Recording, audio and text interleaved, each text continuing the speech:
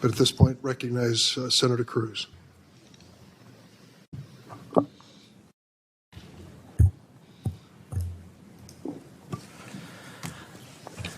Good morning, Secretary Mayorkas. Good morning. Is there a crisis at our southern border? Senator, there is a very significant... That's a yes or no question. There's a very significant... Is there a crisis? Senator, there's a very significant challenge... I think your microphone is not on. There is a very significant challenge that we are facing. Yes or no, is there a crisis? I believe I've addressed that question. So you're refusing to answer? Senator, there is a very significant challenge, and will you answer if there's a crisis? Therefore, we are dedicating the resources... Okay, so you're refusing to answer. Well, Secretary Mayorkas, I'll tell you someone who is willing to answer, which is your and President Biden's chief of the Border Patrol in a sworn deposition in July of 2022 when asked, would you agree, Chief Ortiz, that the southern border is currently in crisis? Answer, yes. Notice none of those wiggle words, none of that equivocation. One word, one syllable, yes. Are you willing to speak with the same clarity as Chief Ortiz? Is there a crisis at our southern border, yes or no? Senator, I'm very proud to work alongside... So you refuse to answer. Let me ask you the next question. Has the crisis at our southern border made Americans less safe, yes or no? Senator, we are dedicated to the safety and security. Has the crisis made Americans less safe? I don't want a discourse. It's a yes or no question. Senator, we have a challenge of... You refuse to answer the question. Mr. Secretary, let me show you how someone doing his job answers a question in a straightforward manner. Chief Ortiz, is the crisis that is currently ongoing at the southern border making the border less safe for Americans and aliens alike? Answer, yes. One word, one syllable, 3 letters. That's how someone answers a question and does their job. You're being a politician misleading the American people. Let me give you a chance again. Will you show the same integrity Chief Ortiz shows? Is the crisis at the southern border making Americans less safe? Yes or no? Senator, we have 260,000. You refuse to answer the question. Let's move on. And security of the Next question, Mr. Mayorkas. Has the crisis made aliens less safe? Yes or no? Senator, we are seeking... So you won't answer that question either. It's a yes or no. Has it made aliens less safe? Senator, smugglers are exploiting... Has the crisis made aliens, yes, less safe? Are you willing to answer it? Senator, the smuggling organizations... Okay, you're filibustering again. Let me ask you this question. How many migrants have died under President Biden? Senator, your phrasing of the question is actually quite misleading. How many migrants died in 2022? Approaching our southern border? Yes. Precisely why we are seeking to exclude the smuggling do you know the answer? Do you know how many died? I do not. You do not. Of course you don't. I know how many died. 853. That is 853. And by the way, here are the numbers that have died every year. You go back to 1998, you see it's consistently between 300 and 400, 300, 400, 300, 400. Suddenly, 2021, what happens? You get in office, and that red line are dead bodies. I've been on the Rio Grande, and I've seen dead bodies floating there who've drowned because of your refusal to do your job. You don't even know how many have died. What do you say to the Texas farmers and ranchers who find pregnant ladies dead on their property, who find toddlers dead on their property? What do you say to them? I say that is why precisely we are taking it to the smuggling organizations. But you are not. That is simply not true. Number two, it is let me read from the Wall Street Journal.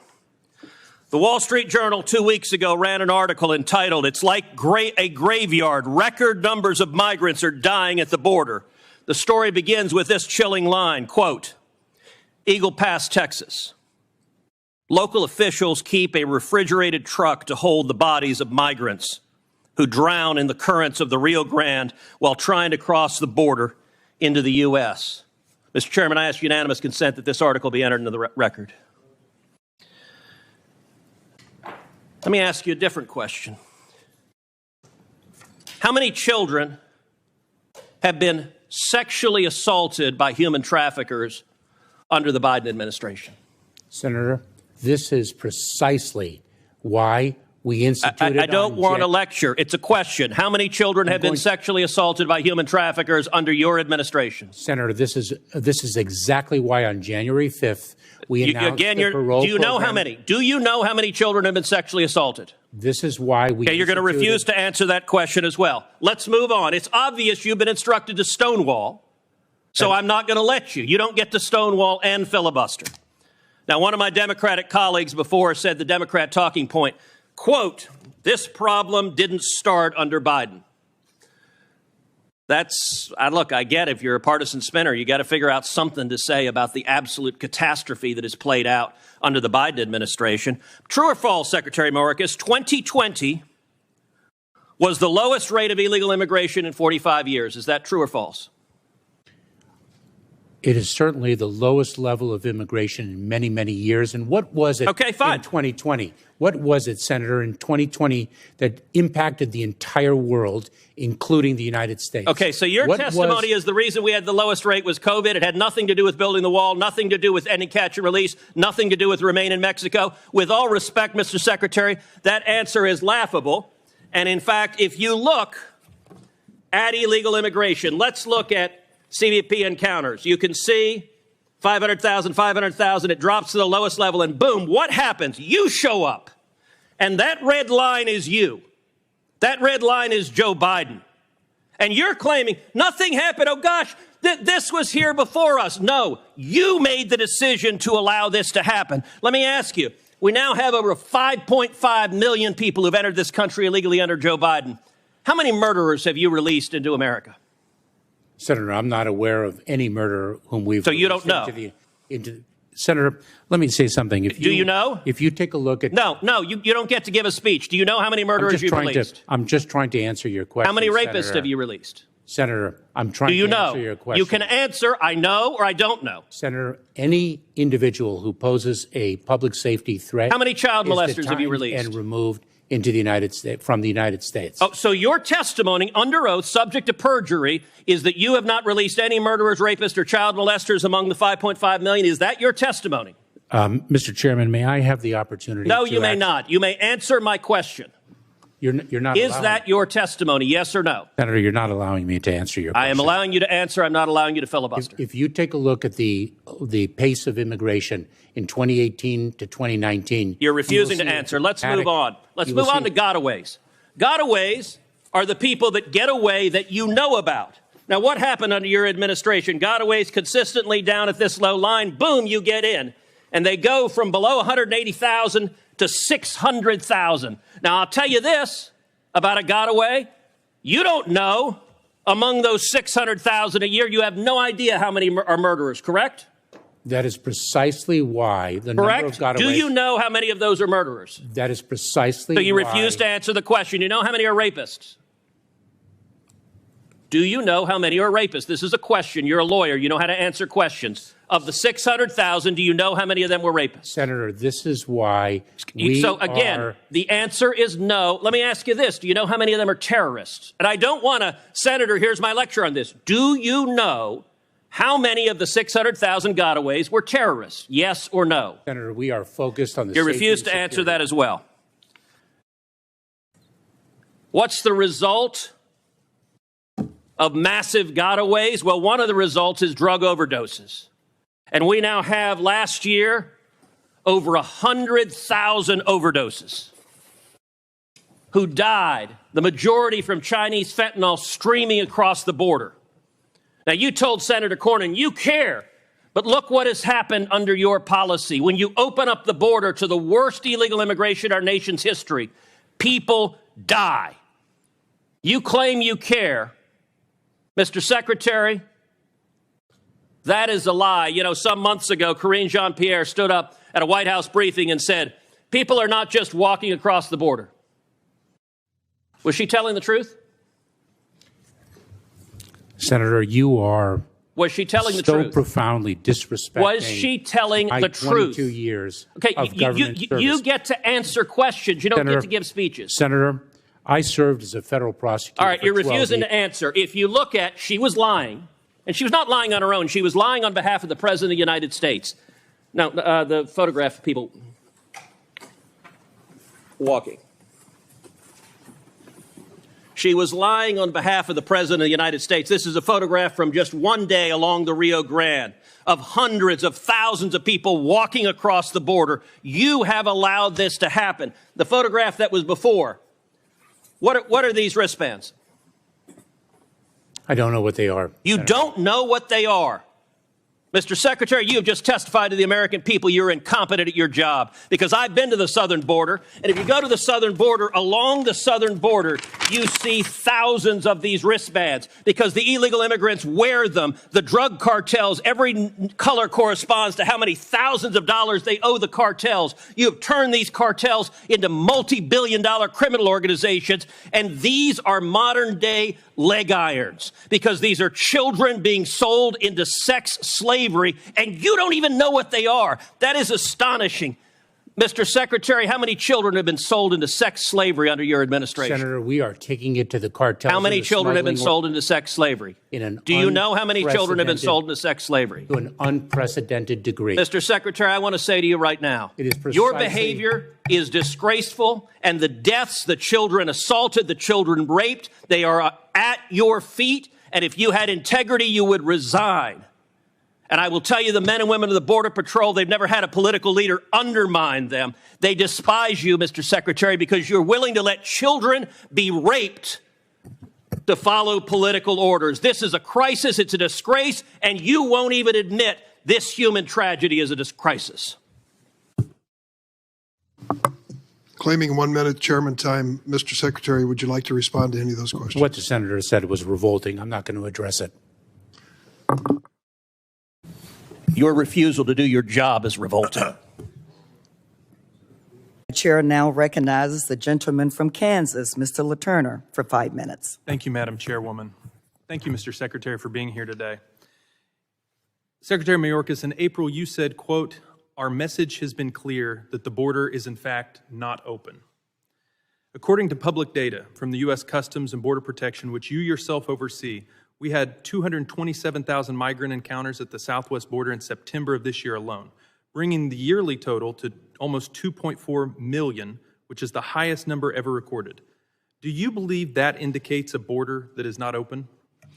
Congressman, thanks for your question. Please, it's very important that the American people understand that the individuals whom we encounter who are not expelled under the Public Health Authority of Title 42 are placed in immigration enforcement proceedings and are subject to removal if they do not qualify for the relief that the laws of this country provide them.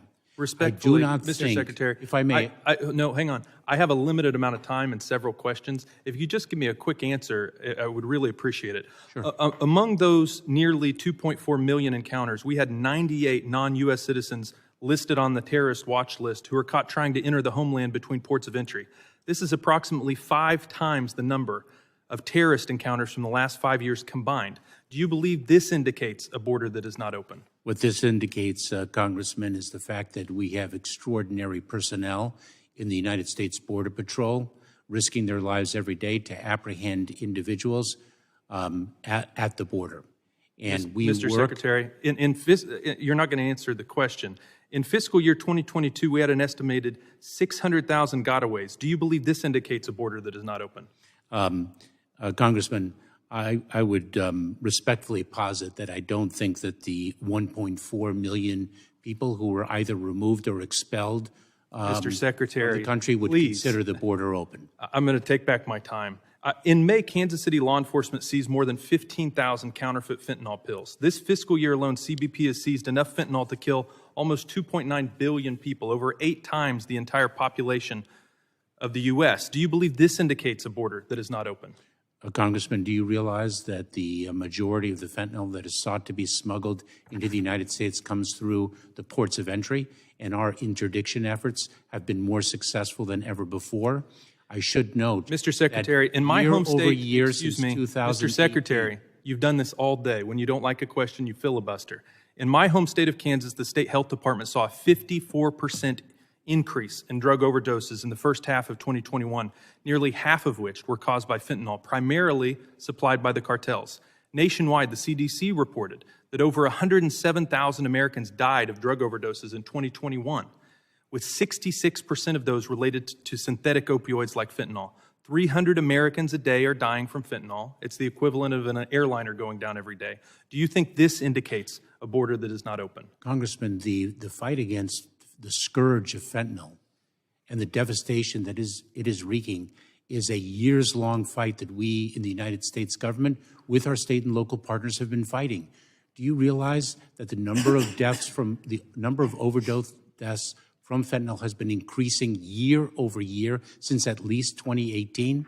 Certainly, this is not a new phenomenon. Mr. Secretary, it is not a new tragedy. Mr. Secretary, you clearly don't understand the problem. I clearly do. Excuse me. This has nothing to do with politics. This is about kids across the country dying every single day from fentanyl overdoses because people in Washington can't get their act together. This is about an overwhelmed Border Patrol. This is about migrants being victimized by the drug cartels. My concern, and the concern of my constituents back home, is how can you begin to solve the problem if you don't even acknowledge the depth and breadth of it? Here's a question for you. Have you had discussions, excuse me, Mr. Secretary, have you had discussions with the President or anyone in the Biden administration about stepping down from your current role? I have not.